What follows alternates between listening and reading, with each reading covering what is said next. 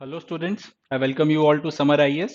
आई hope आप सब बहुत खैरियत से हैं, अपना बहुत ध्यान रख रहे हैं एंड सिंसियरली एग्जामिनेशन की प्रिपरेशंस में लगे हैं, जमकर मेहनत कर रहे हैं।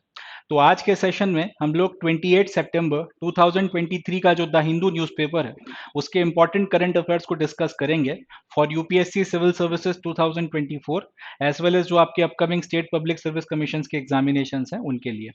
ना सिर्फ हम लोग करंट अफेयर्स डिस्कस करेंगे, साथ ही साथ हम ये भी देखेंगे कि प्रीलिम्स में आप यहाँ से किस तरीके के क्वेश्चंस एक्सपेक्ट कर सकते हैं, एज वेल एज मेंस में आंसर राइटिंग में अगर कहीं पर आपको इस डाटा का इस्तेमाल करना है तो वो कैसे करना है, किस तरीके से आप इसे आंसर राइटिंग में यूज करेंगे। तो काफी कुछ है सीखने के लिए, काफी कुछ है जानने के लिए। Important as well as interesting session रहने वाला है। शुरू करते हैं 28 सितंबर 2023 के important current affairs from the Hindu newspaper. चले देखते हैं सर। तो जो पहली न्यूज है उसमें हमको सारना के बारे में बात करनी है। सारना क्या होता है पहले हम लोग ये देखते हैं और उसके बाद में फिर ये न्यूज में क्यों है उसको भी हम लोग डिस्कस करेंगे। सारना code of tribals followed by tribals of Jharkhand. मतलब सारना क्या है? सारना ट्राइबल्स जो हैं या फिर हमारे जो आदिवासी भाई बहन हैं उनका एक कोड है और प्रोमिनेंटली इसको झारखंड के जो आदिवासी लोग हैं या फिर जो ट्राइबल्स हैं वो फॉलो करते हैं। ठीक है। Under it they worship trees mountains and protect forest and follow ancient traditions as their religion. तो सारना कोड के तहत में ये दो तीन चीजें करते हैं। सबसे पहले तो ये पेड़ों की वर्शिप करते हैं, जैसे यहाँ पे फोटो भी मैंने लगा रखी है, थोड़ा बड़ा करके आपको दिखा देता हूं कि इस तरीके से पेड़ों की जो वर्शिप की जाती है जैसे यहाँ पे सारना ट्राइबल्स हैं, ये पेड़ों की वर्शिप वगैरह ही कर रहे हैं। तो ये सारी की सारी चीजें सारना कोड के तहत में की जाती हैं। सारना कोड इनको ये बोलता है कि आपने भाई पेड़ों की पूजा या आराधना करनी है, आपको इनकी वर्शिपिंग करनी है। तो पहली चीज कि इन पेड़ों की वर्शिप करते हैं ये, साथ ही साथ ये माउंटेन्स की भी वर्शिप करते हैं इसमें। इसी के तहत में ये फॉरेस्ट को प्रोटेक्ट भी करते हैं, प्लस जो आदिवासियों की मान्यताएं चली आ रही हैं, जो ट्रेडिशंस आदि काल से हजारों सालों से चले आ रहे हैं, जिनको हम लोग कई बार एंशिएंट ट्रेडिशंस भी बोलते हैं, ये उन ट्रेडिशंस को या फिर उन मान्यताओं का पालन करते हैं। ये सारी चीजें करते हैं क्योंकि सारना का कोड इनसे ये करने के लिए कहता है। और ये सारी चीजें जो जिसको करने के लिए सारना का कोड इनको कहता है, ये सारी की सारी चीजें ये अपने रिलीजन का पार्ट मानते हैं। इंपॉर्टेंट है, ध्यान से सुनिएगा इसे। सारना कोड का मतलब क्या है? एक ऐसा कोड बेसिकली एक डूज एंड डोंट्स की लिस्ट होती है। जैसे आपको बोला जाए कि भाई आपने ये 1 2 3 काम करने हैं और ये चौथा और पांचवा काम आपने नहीं करना है, ये पूरा एक आपके पास में इंस्ट्रक्शंस की लिस्ट है, इसका आपने पालन करना है, तो ये कहलाता है कोड। अब इसी चीज को अगर रिलीजियस पॉइंट ऑफ व्यू से बोला जाए कि भाई एक रिलीजन को आप फॉलो करते हैं तो उसका ये कोड है, उसमें आप ये चीजें कर सकते हैं और ये चीजें आपको नहीं करनी है। अब ये रिलीजियस कोड हो जाएगा। तो ट्राइबल्स भी उसी तरीके से डूज एंड डोंट्स की लिस्ट को फॉलो कर रहे हैं, जिसको कहा जा रहा है सारना कोड। उसके तहत में पेड़ों की पूजा करते हैं, माउंटेन्स की पूजा करते हैं, पहाड़ों की पूजा के अलावा ये आपके जो पेड़ पौधे हैं, पहाड़ जो है, इनकी रक्षा भी करते हैं। साथ ही साथ अपने जो पुराने आदिवासियों के तौर तरीके हजारों सालों से चले आ रहे हैं उनका ये पालन करते हैं। और ये सारी की सारी चीजें करना, ये सारी की सारी एक्टिविटीज को ये अपने रिलीजन का, अपने धर्म का पार्ट मानते हैं। ठीक है। तो बेसिकली सारना कोड लिस्ट है या फिर प्रिस्क्रिप्शन है डूज एंड डोंट्स की, कि आप ये चीजें करें तो अच्छा रहेगा और ये चीजें ना करें तो बेटर रहेगा। ये एक प्रिस्क्रिप्शन है या फिर एक लिस्ट है। इसके तहत में ये सारी एक्टिविटीज हो रही हैं, पेड़ों की पूजा, माउंटेन्स की पूजा, फॉरेस्ट या माउंटेन्स का प्रोटेक्शन, एंशिएंट ट्रेडिशंस का पालन। तो कई बार अब ये जो सारना कोड है इसका पालन करना और उसके चलते ये सारे के सारे कस्टम्स का पालन करना, क्योंकि आदिवासी अपना रिलीजन मानते हैं, तो कई बार ये जो कोड है इसको सारना कोड ना बोल के सारना रिलीजन भी बोल दिया जाता है। कई लोग जो हैं इसको सारना रिलीजन के नाम से भी जानते हैं। इनफैक्ट ये नाम भी झारखंड में काफी ज्यादा प्रचलित है। तो ये तो हो गई सारना कोड की बात कि सारना कोड क्या होता है, या फिर जब भी आप सारना शब्द सुनेंगे तो उसका क्या मतलब है। अब सवाल ये उठता है कि सारना जो है ये न्यूज में क्यों बना हुआ है। तो जैसा कि मैंने आपको बताया यहां पे कि भाई क्योंकि आप सारना कोड को फॉलो कर रहे हो और सारना कोड को फॉलो करने के चलते आप ये सारी की सारी चीजें करते हो, और ये सारी की सारी चीजें करना आप मानते हो कि आपका रिलीजन है या फिर आपके धर्म का पार्ट है। तो क्योंकि सारना कोड आपसे कहता है कि भाई ये सारे कस्टम्स फॉलो करो और ये सारे कस्टम्स को फॉलो करना आप अपना धर्म या फिर अपना रिलीजन मानते हो, तो बेसिकली आपका रिलीजन कहां से निकल कर आ रहा है? सारना कोड से निकल कर आ रहा है। तो कई बार इसलिए इसको सारना कोड ना बोल के सारना धर्म या फिर सारना रिलीजन भी बोल दिया जाता है, और वक्त वक्त पर झारखंड में ट्राइबल्स के जो कई इंस्टीट्यूशंस या लीडर्स हैं उनके द्वारा ये मांग उठाई भी जाती रही है कि भाई इस पर्टिकुलर जो पूरा कोड ऑफ कंडक्ट है या फिर ये जो पूरा वर्शिप है सारना कोड से जो निकल कर आता है, इसको आप एक अलग धर्म का दर्जा दे दीजिए, इसको आप एक सेपरेट रिलीजन मान लीजिए। ये डिमांड काफी वक्त से झारखंड में कुछ लोग, मैं ये भी नहीं कहूंगा कि सारे लोग, मगर हाँ कुछ लोग इस डिमांड को कर रहे हैं। अब ये न्यूज में इसलिए है क्योंकि झारखंड के जो चीफ मिनिस्टर हैं उन्होंने प्रधानमंत्री जी को या प्राइम मिनिस्टर को एक खत लिखा है और उसमें उन्होंने बोला है कि भाई जो ये सारना कोड फॉर ट्राइबल्स है आप इसको रिकॉग्नाइज कर लो और इसको एक अलग धर्म की मान्यता दे दो, या फिर अगर रिलीजन की मान्यता नहीं भी अगर अभी हो पा रही है तो कम से कम आप इसको रिकॉग्नाइज कर लो कि ये सारना कोड है ट्राइबल्स का, और अकॉर्डिंगली इस कोड जब एक बार आप इसको रिकॉग्नाइज कर लोगे तो फिर उसके अकॉर्डिंग फिर आप इसके प्रोटेक्शन के लिए और इनके प्रिजर्वेशन के लिए, कंजर्वेशन के लिए कई सारी चीजें फिर जो है आप कर सकते हो। जब आपने ट्राइबल्स के का ये जो कोड है इसका रिकॉग्निशन कर लिया, मान लिया कि ये कोड जो है एग्जिस्ट करता है और ट्राइबल्स जो है इसका पालन करते हैं, तो लीगली जब इसका एक्सेप्टेंस हो गया तो कॉन्स्टिट्यूशनल कुछ प्रोटेक्शंस मिल जाएंगे, कानूनी तौर पे कुछ प्रोटेक्शंस मिल जाएंगे, सेंट्रल गवर्नमेंट का कुछ सपोर्ट मिल जाएगा, ये सारी चीजें होंगी, तो इससे कॉन्स्टिट्यूशनल राइट्स जो हैं सारना ट्रेडिशंस फॉलो करने वालों के वो प्रोटेक्ट होंगे, और उनकी एक अपनी रिलीजियस आइडेंटिटी जो है जिसको ये लोग इंसिस्ट करके बोलते हैं कि क्योंकि हम लोग ये सारना कोड फॉलो करते हैं और इसी से हमारा रिलीजन निकल कर आता है, इसलिए हमारा रिलीजन सारना रिलीजन है, ये जो चीज है वो प्रोटेक्ट हो जाएगी। तो ये न्यूज थी, इसके चलते सारना कोड जो है या सारना काफी वक्त से न्यूज में बना हुआ था, इसलिए मैंने आपके साथ में ये शेयर किया। अब न्यूज तो ऐसा सच इंपॉर्टेंट नहीं है क्योंकि देखिए ये न्यूज तो आती रहती है कि कोई ना कोई चीफ मिनिस्टर कुछ ना कुछ डिमांड करता रहता है, वो सब चलता रहता है। ये न्यूज तो है मगर ये न्यूज ऐसा सच हमारे लिए कुछ खास काम की नहीं है, ये इंपॉर्टेंट नहीं है। हमारे लिए इंपॉर्टेंट क्या है, हमें यह ध्यान रखना है कि सारना कोड क्या है, साथ ही साथ हमें यह ध्यान रखना है कि सारना कोड प्रोमिनेंटली कहां पे फॉलो किया जा रहा है और इसके तहत में ट्राइबल्स क्या क्या करते हैं। तो दो तीन सवाल यहां से बनेंगे। पहला क्वेश्चन तो यही बनेगा कि सारना होता क्या है। अपने को याद रखना है कि एक कोड ऑफ कंडक्ट है ट्राइबल्स का जिसको प्रोमिनेंटली कहां फॉलो किया जाता है, झारखंड में। यही क्वेश्चन कि सारना कोड जो है वो कहां फॉलो होता है, जवाब झारखंड हो जाएगा। तीसरा क्वेश्चन कि सारना कोड जो है उसके तहत में आदमी क्या क्या करता है, क्या क्या नहीं करता। तो ये सारी बातें हमको लाइन से याद रखना पड़ेंगी कि सारना कोड के तहत में ये सारी की सारी चीजें होती हैं। पेड़ों की पूजा होती है, पहाड़ों की या पर्वतों की पूजा होती है, पेड़ों का या पहाड़ों का या फिर आपके जंगलों का प्रोटेक्शन होता है, और पुराने जो ट्रेडिशंस हैं, एंशिएंट ट्रेडिशंस जो हैं, पूर्वजों के हजारों सालों के पुराने जो ट्रेडिशंस हैं उनका पालन होता है। ये कुछ क्वेश्चंस यहां से बनकर तैयार होंगे प्रीलिम्स के पॉइंट ऑफ व्यू से जो हमको ध्यान में रखना है। मेंस के पॉइंट ऑफ व्यू से यहां से क्वेश्चन ये बन सकता है कि आपके क्या विचार हैं, आपको लगता है कि इस तरीके से इनको जो है सेपरेट एक रिलीजन का मान्यता दे देनी चाहिए या नहीं देनी चाहिए। अगर देनी चाहिए तो क्यों देनी चाहिए, और अगर नहीं देनी चाहिए तो क्यों नहीं देनी चाहिए। तो फिर वहां पर भी आप सारना क्या होता है और उसमें किया क्या जाता है, क्या डिफरेंसेस हैं आपका जो मेन हिंदू रिलीजन है उससे, या क्या डिफरेंसेस बताए जाते हैं कम से कम बताने के लिए कि भाई ये वजह है जिसके चलते हम मानते हैं कि ये अलग है और इनको अलग रिलीजन का दर्जा देना चाहिए। वो सारी बातें लिखने के लिए कम से कम कुछ आपके पास में कंटेंट यहाँ से आ जाएगा। तो इतनी चीजें हैं सारना कोड के बारे में जिनका हमको ध्यान रखना है। चलें, ये हो गया सारना कोड। अब बढ़ते हैं हम लोग नेक्स्ट न्यूज की तरफ। नेक्स्ट न्यूज क्या है, चलें सेकंड न्यूज की तरफ में बढ़ते हैं। सेकंड न्यूज है बिहार से। Bihar is set to get its second tiger reserve in Kaimur district by the end of year. First is the Valmiki Tiger Reserve in West Champaran district. मतलब ये कि बिहार जो हमारा प्रदेश है वहां पर दूसरा टाइगर रिजर्व जो है बनने वाला है। सेकंड टाइगर रिजर्व वहां की जो कैमूर डिस्ट्रिक्ट है वहां पे बनाया जा रहा है, और ये साल खत्म होते होते सेकंड टाइगर रिजर्व जो बिहार का है वो शुरू हो जाएगा, जिसका नाम क्या रहने वाला है, कैमूर टाइगर रिजर्व। अब सवाल उठता है कि अगर ये सेकंड टाइगर रिजर्व है तो फिर पहला टाइगर रिजर्व भी होना चाहिए। तो पहला टाइगर रिजर्व कौन सा है, इसका जवाब है बिहार का जो पहला टाइगर रिजर्व है उसका नाम है वाल्मीकि टाइगर रिजर्व, और ये वेस्ट चंपारण या फिर पश्चिमी चंपारण डिस्ट्रिक्ट जो है वहां पर हमको देखने के लिए मिलता है। Officials are waiting for approval of National Tiger Conservation Authority for declaring Kaimur wildlife sanctuary as tiger reserve. तो अभी फिलहाल जिस एक चीज के चलते हुआ नहीं है या फिर दिसंबर के एंड तक ये पूरा हो जाने की संभावना है वो है नेशनल टाइगर कंजर्वेशन अथॉरिटी का अप्रूवल। एक बार जब नेशनल टाइगर कंजर्वेशन अथॉरिटी या फिर एनटीसीए का अप्रूवल मिल गया तो उसके बाद में जो ये कैमूर वाइल्ड लाइफ सेंचुरी है इसको टाइगर रिजर्व डिक्लेयर कर दिया जाएगा। एक बार जब इसको टाइगर रिजर्व डिक्लेयर कर दिया गया तो इसके कंजर्वेशन के लिए फिर ज्यादा बेहतर तरीके से यहाँ पे फंड्स और बाकी चीजें मुहैया कराई जाएंगी और भी काफी सारा प्रिविलेजेस मिल जाते हैं। तो हमको ये याद रखना है। देखिए, अब ये न्यूज़ शेयर करने की वजह आपसे यह है, कई बार इस तरीके से टाइगर रिजर्व या वाइल्ड लाइफ सेंचुरीज कहाँ पर हैं या फिर नेशनल पार्क कहाँ पर हैं, वो आपसे पूछ लिए जाते हैं।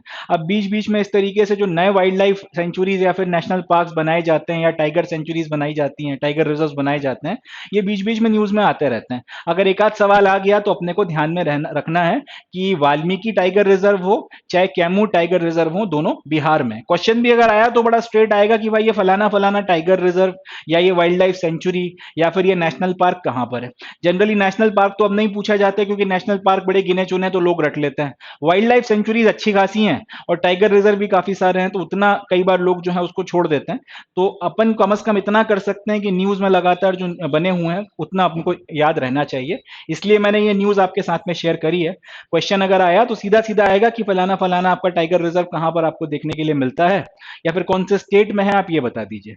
बिहार में दो पड़ते हैं, पहला है वाल्मीकि टाइगर रिजर्व और जो आपका वेस्ट चंपारण डिस्ट्रिक्ट में है, पश्चिमी चंपारण डिस्ट्रिक्ट में है, और दूसरा अब बनाया जा रहा है कैमूर टाइगर रिजर्व, बिहार के कैमूर डिस्ट्रिक्ट में। चले, हमको ध्यान रखनी है चीजें।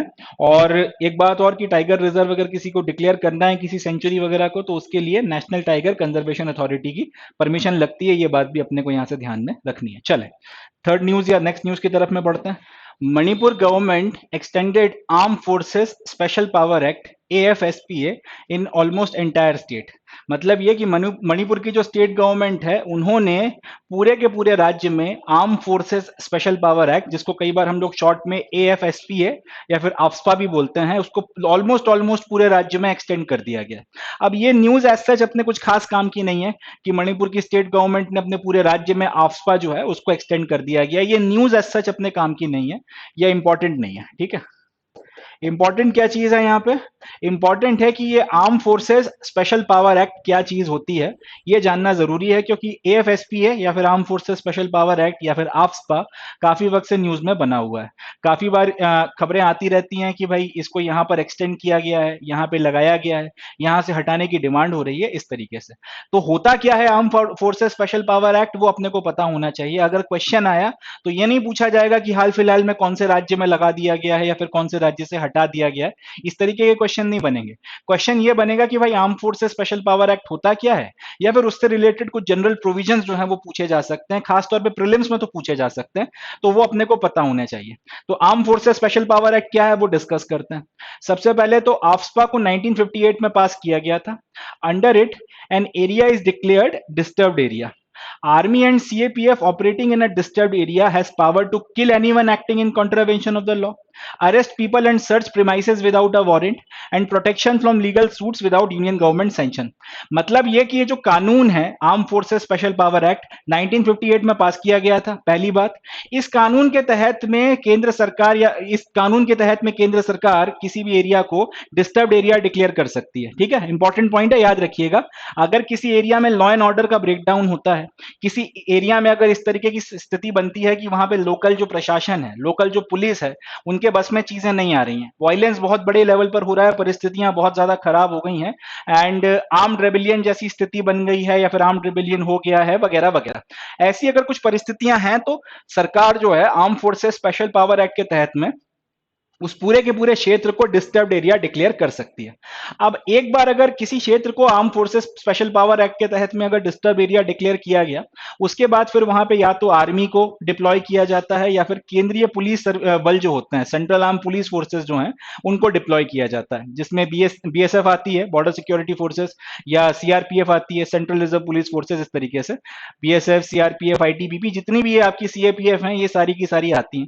तो किसी एरिया को डिस्टर्ब एरिया डिक्लेयर करने के बाद में या तो वहां पे आर्मी को डिप्लॉय किया जाता है या वहां पे CAPF को डिप्लॉय किया जाता है। कई बार आर्मी और CAPF दोनों को डिप्लॉय किया जाता है।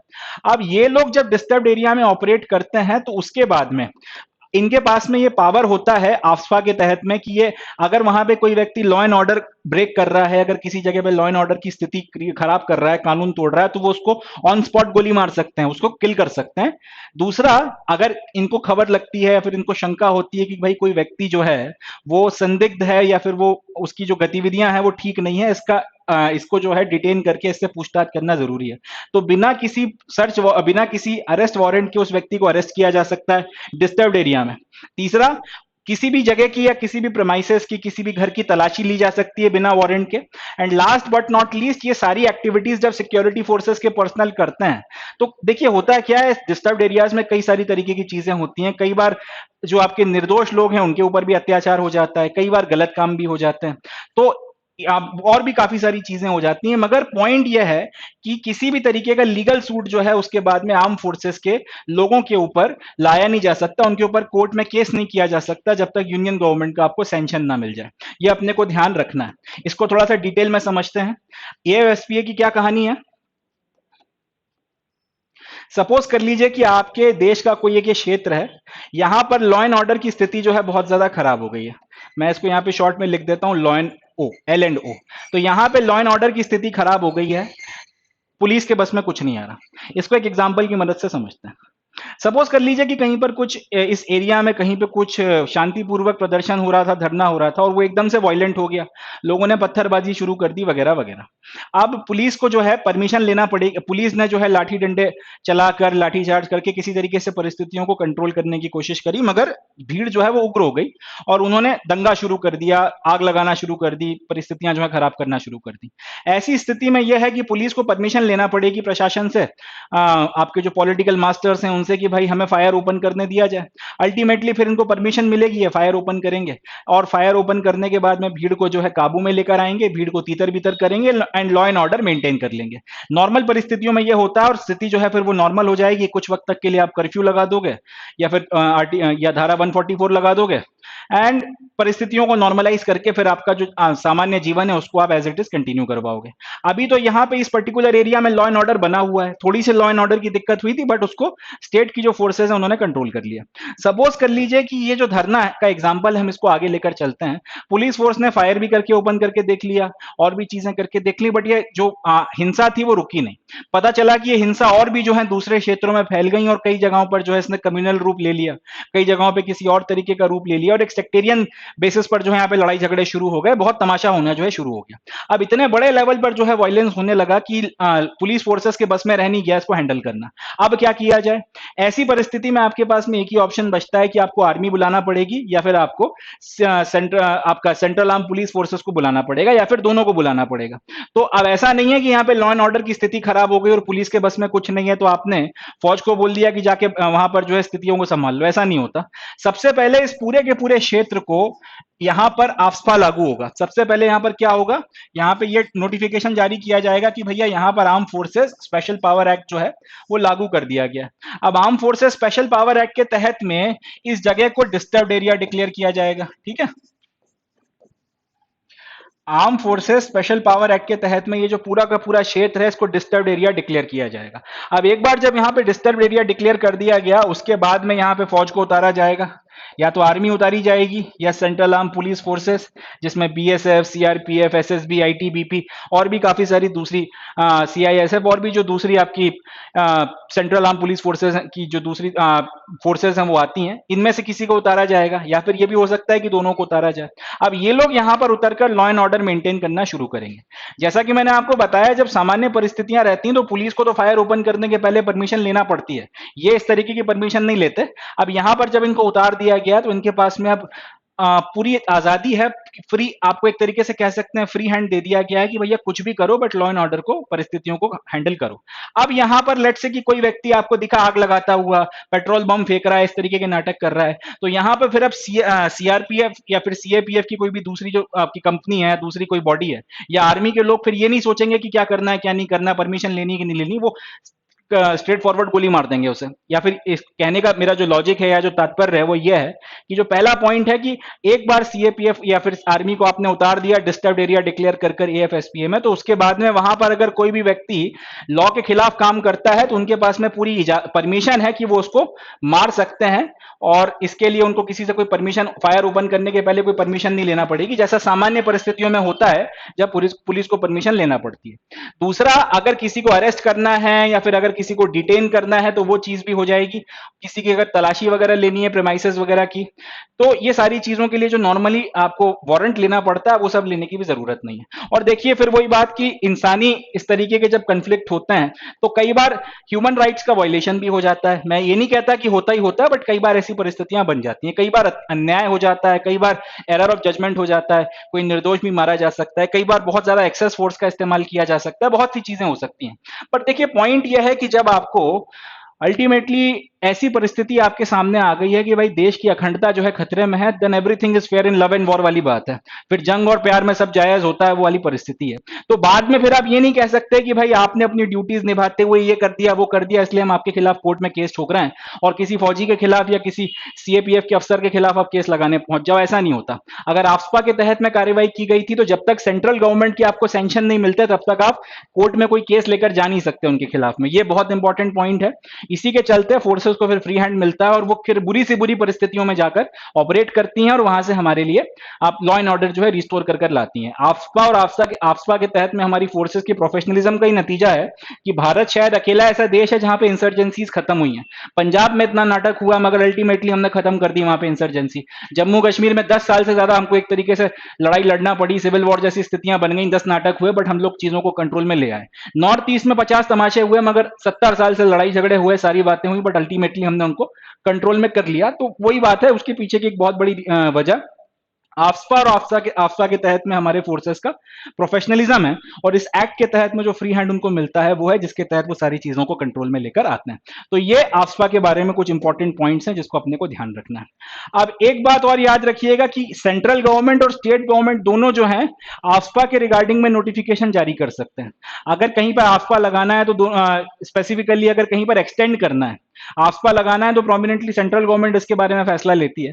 मगर अगर कहीं पे आफ्सपा लगा हुआ है और उसको आपको एक्सटेंड करना है तो स्टेट गवर्नमेंट भी जो है उसके रिस्पेक्ट में ऑर्डर जारी कर सकती है। तो यहाँ पर लेट से हमने पहली लाइन क्या पढ़ी थी कि भाई मणिपुर में जो है गवर्नमेंट ने, मणिपुर की जो गवर्नमेंट है उन्होंने आफ्सपा को पूरे के पूरे स्टेट में ऑलमोस्ट लगा दिया। तो जनरली आफ्सपा लगाना है जो है वो उसको सेंट्रल गवर्नमेंट भी लगा सकती है, स्टेट गवर्नमेंट भी लगा सकती है, और अगर एक्सटेंड भी करना है तो वो काम भी सेंट्रल और स्टेट गवर्नमेंट दोनों मिलकर दोनों कर सकती हैं, साथ में कंबाइंड तौर पे भी या फिर इंडिविजुअली भी। चले, तो ये जो है आफ्सपा के बारे में सारी इंफॉर्मेशन रही जो अपने को ध्यान में रखनी है।